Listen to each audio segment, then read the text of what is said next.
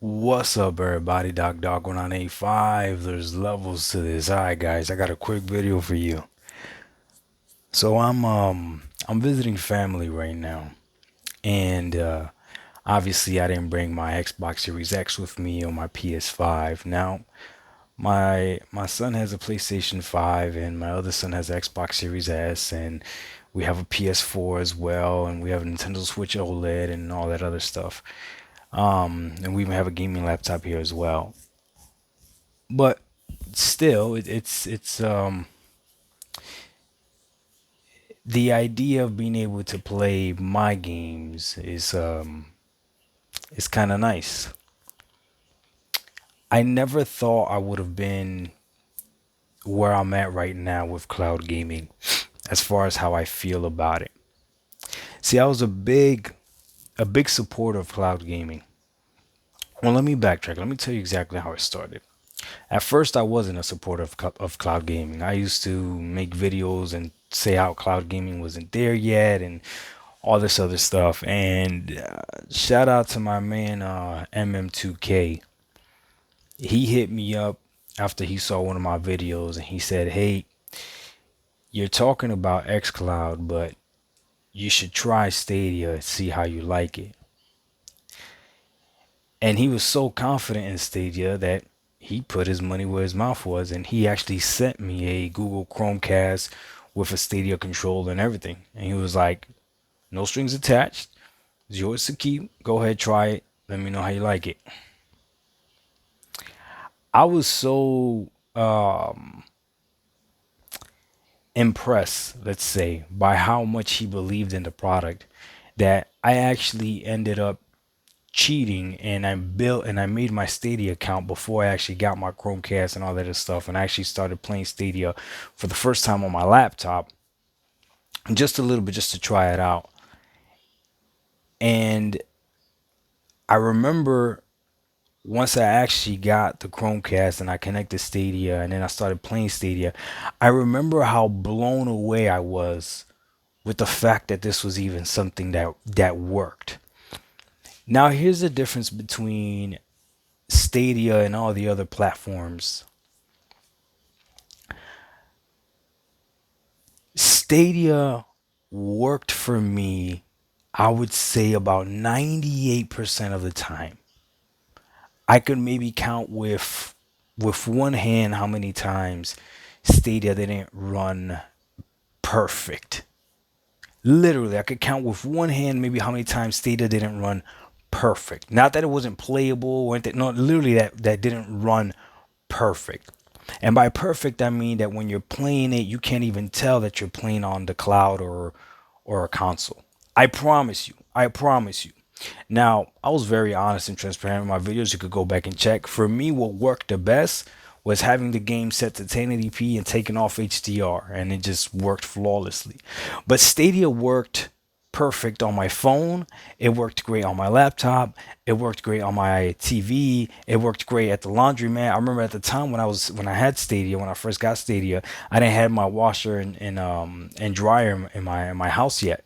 So I was literally going to the laundromat, and I remember sitting at the laundromat with my Razer Kishi playing Watch Dogs and just being lost in it, and actually feeling like I was getting what was promised: gaming on the go, gaming anywhere. Okay, I always got to give props to Cowboy when I talk about Stadia, because Cowboy has shown countless amounts of videos of him playing everywhere. My man played on a roller coaster. My man done played on a go kart. My man played riding a bull. This dude, he showed playing Stadia everywhere. Stadia just worked. So now Stadia is dead, and I thought that all it meant was that cloud gaming was going to continue on. I knew that Stadia had a problem as far as, hey, Microsoft is really interested in this cloud stuff. Amazon is really interested in this cloud stuff. And Microsoft is not giving up. And it's only going to be a matter of time until that Microsoft's technology gets as good as Stadia's technology. But they already have way more games. See, that was the problem with Stadia, is that they didn't have enough games or the compelling games that people wanted to play, but their technology was the best by far. So Stadia is dying, or Stadia is dead. I think January 18th is the last time that Stadia goes away. And we're left with still cloud gaming, but they're subpar as far as performance wise. Now, here's the one thing about cloud gaming and about all these other platforms is that everybody could try them. And if I tell you that I had a great experience with this platform and you had a bad experience with that platform, we can both believe each other because we know it's contingent on so many other things, right? We know it's contingent on so many other things. And that's where I'm extremely disappointed in cloud gaming. When I'm at home back in Virginia and I'm by myself with my freaking fiber optic internet speeds, yeah, cloud gaming is virtually impeccable regardless of what service I'm using. And even still, Stadia was still the better one. I could still see problems with compression with xCloud and stuff like that. But GeForce Now worked perfectly. Luna works perfectly at home as well, right? But again, it's because I'm at home. I'm the only one using the internet when I'm at home, so it's flawless. When I'm here and I have five other people using the internet plus a smart TV and consoles that are on all the time, and then laptops here and there, and Chromebooks from the kids' school, all connected to a fast cable internet, though, things look a little bit different. Things look a lot different. When I'm at the airport, I can't cloud game. What I could cloud game on was Stadia. Stadia worked at the airport. Didn't work on the plane, obviously, but it worked at the airport. So cloud gaming has left me extremely disappointed because I thought it was going to be able to continue to live on. But because Stadia's gone, cloud gaming is not the same. And then I realized what I've been saying all along. You only have to be better than your competition. You only have to be better than your competition. So when you look at something like GeForce Now, and I have the 3080, right? The 3080 tier. I think I have it till January 23rd actually, and then my subscription is done. Um, that tier is beautiful if your connection works. But if your connection doesn't work, it doesn't matter what what graphics card is running the game on the other side when the signal that is coming to you is not working. Luna right now is probably the one that's working the best out of all three of them that I have, out of xCloud, GeForce Now, and Luna. Luna's working the best. But then Luna has the same problem that Stadia has, which is the game selection. And then you have xCloud, which literally has a huge amount of games. And they're trying to put everything on it, right? But it does not run great. I'm being honest with you. If you don't believe me, run Dirt 5 on xCloud and then turn around and run Dirt 5 on Luna. And you tell me if you don't see the difference. I guarantee you'll see the difference.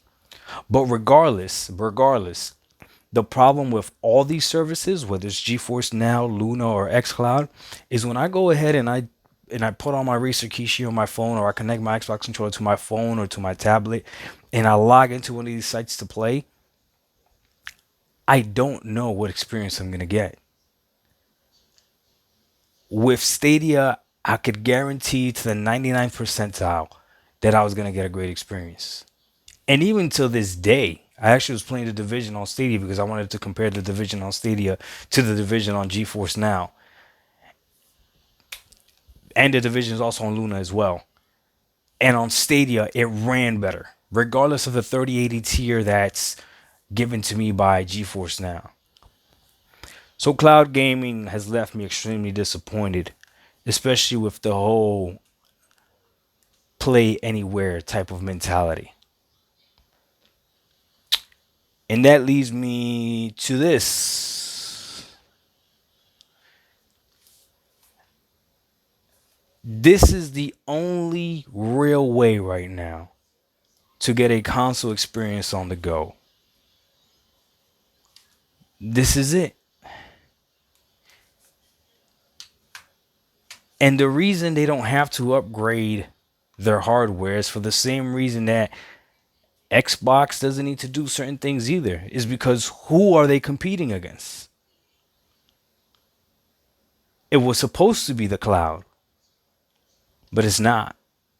It was supposed to be the Steam Deck, but is it really competing against the Steam Deck? I thought xCloud and I thought cloud gaming in general was going to be the future of gaming. And maybe it still is. But man, we're way far off. I'm extremely disappointed in cloud gaming. But even more so, I'm extremely disappointed in Google for giving up on this. Because they could have actually revolutionized this. Some of you are going to be happy saying, I'm glad this didn't go through because I want to be able to own my games, all this other stuff. If you haven't realized that you don't own anything yet, then I don't even know what to tell you. But you keep believing that you own those things that you buy with codes on them and stuff. It is what it is. At the end of the day, I just want to be able to play these games. But I want them to look great and I want them to play well. And the hardware is still the best way to do that. Dog 1985, there's levels to this. Let me know what you guys think. We out. Peace.